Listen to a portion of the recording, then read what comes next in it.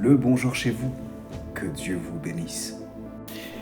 Il y a un combat que beaucoup refusent de mener, non pas parce qu'il est inutile, mais parce qu'il est exigeant. Combattre pour la bonne part, la part de Dieu. Ce n'est pas une posture confortable, ni une fuite spirituelle. C'est un engagement. C'est choisir de rester debout là où d'autres se retirent. C'est persévérer dans l'œuvre de Dieu quand le monde, l'Église et même les hommes de foi peuvent parfois décevoir. Oui, les hommes idéalisent les églises. Et oui, ils sont profondément blessés quand surgissent les scandales, les dérives et les hypocrisies. Mais la vérité est celle-ci. Nous entrons dans un monde où nous n'avons pas le choix. Un monde traversé par des crises sociales, économiques, morales. Un monde où les valeurs s'entrechoquent. Ceux qui croient en Dieu, ceux qui n'y croient pas, ceux qui se rebellent contre lui. Et pourtant, nous y sommes mêlés. Nous y travaillons et nous n'avons pas le choix. Nous y vivons. Nous y donnons notre temps, notre énergie, notre sueur, sans broncher. Alors pourquoi allons-nous refuser de témoigner notre amour pour Dieu au milieu des autres, dans l'unité, dans l'assemblée, dans le corps de Christ? Beaucoup me disent « je prie chez moi », mais trop souvent cette phrase cache une foi repliée, utilitaire, égoïste, individualiste. Dieu devient alors un moyen pour aller mieux, pour réussir, pour gagner son pain, et non une finalité qui rassemble. Laisse-moi nous rappeler que l'œuvre de Dieu n'est pas égoïste. Ce n'est pas une œuvre solitaire. Elle n'est pas tournée vers la réussite personnelle au milieu des autres, mais vers la bénédiction des autres, la réciprocité, le partage et l'unité.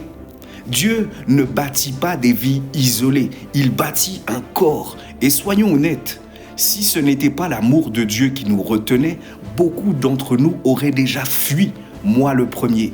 Je serais sûrement parti en haute montagne, en forêt.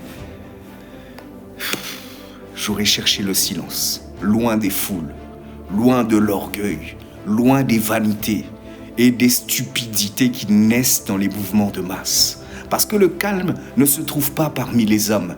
Et les hommes, livrés à eux-mêmes, s'entraînent souvent à ce qui ne fait pas avancer. Mais l'amour de Dieu nous garde. Et plus encore, l'amour des autres nous appelle.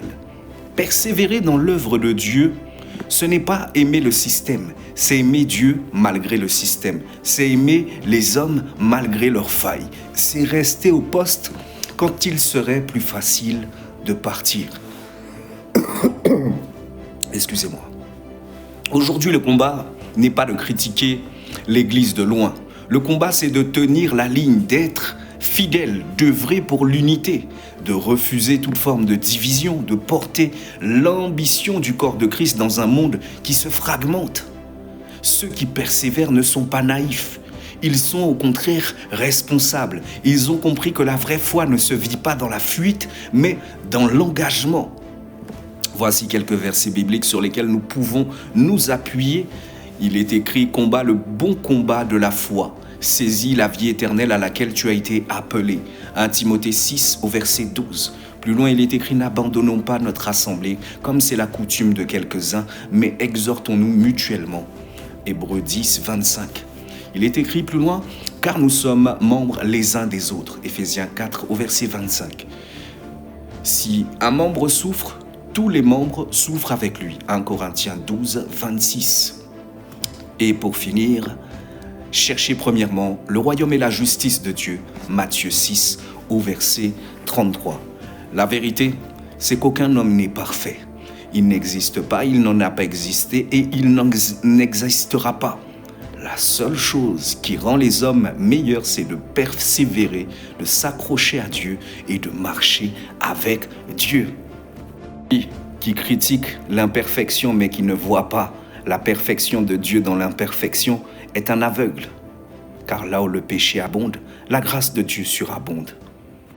Nous voici arrivés à la fin Ne cherche pas d'excuses, ne blâme pas les faits, les circonstances. Toi, sois à ton poste et cherche à faire la volonté de Dieu. Tu comparaîtras seul devant lui et il te demandera des comptes.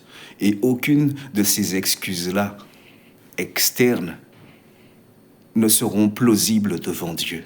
Sers Dieu, sois fortifié et persévère. Shalom.